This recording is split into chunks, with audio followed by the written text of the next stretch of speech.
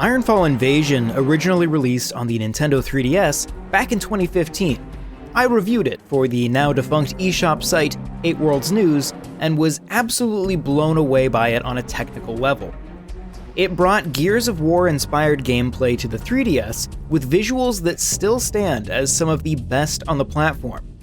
Nearly 10 years later, this remaster has arrived on Switch.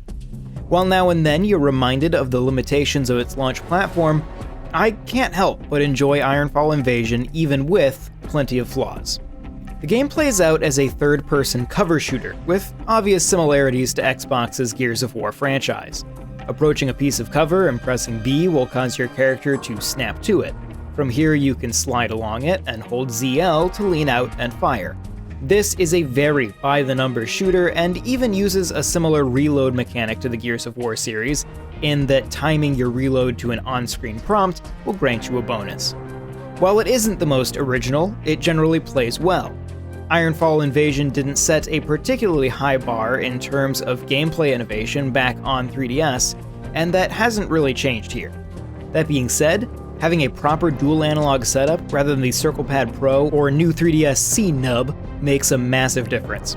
As a result, the moment-to-moment traversal and gunplay feels significantly better on Switch than it did on 3DS. On the other side of the coin are the various touchscreen-based puzzle segments.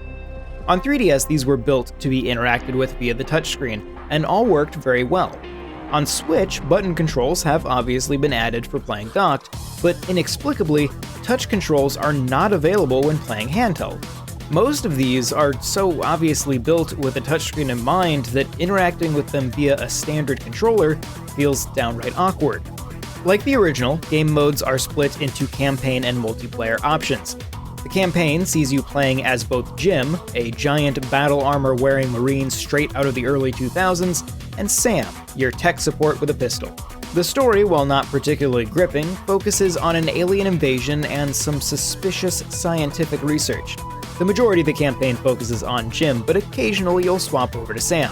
While Jim's stages play out as repetitive, though reasonably well-structured corridor shooter levels, Sam feels as though her levels were supposed to be stealth stages, but they just never added a stealth mechanic.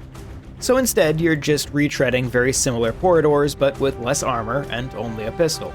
Occasionally, you'll also get some one-off set-piece moments like a turret shooter or some sniper-focused segments, which in my experience played great and make for a nice change of pace. Multiplayer unfortunately seems pretty unpopulated at the moment. I was never able to successfully find players or an existing game. You can, however, hop into the survival mode, which challenges you to take on waves of enemies and see how many you can take out in a given time limit.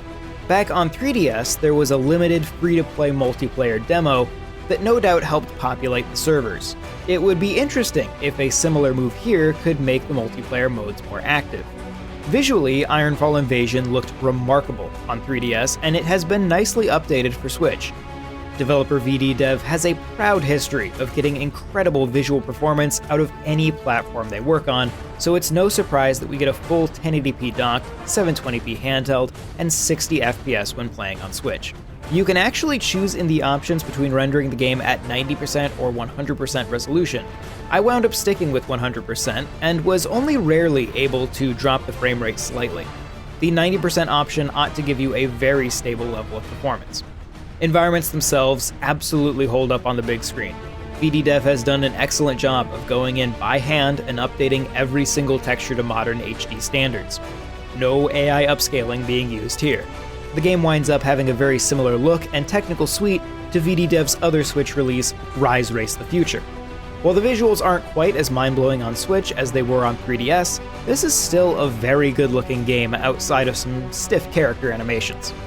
IronFall Invasion was a perfectly solid third-person shooter wrapped in an incredibly technically accomplished shell back on 3DS. I would list it as one of the most technically impressive 3DS games ever made, up there with Resident Evil Revelations, Star Fox 64 3D, or Nano Assault. Without the context of the 3DS, IronFall Invasion on Switch sorta just winds up being a perfectly acceptable third-person shooter.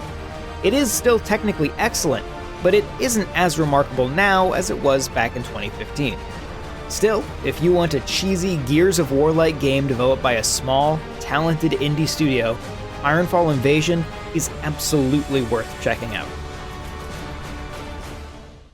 This video is made possible by our generous supporters on Patreon. Did you know that Nintendo World Report is funded directly by fans like you? When you support Nintendo World Report on Patreon, you get immediate access to multiple exclusive podcasts every month, exclusive Discord channels, an early look at select content, and more, all for as little as $1 a month. Check out patreon.com/NWR for all the details.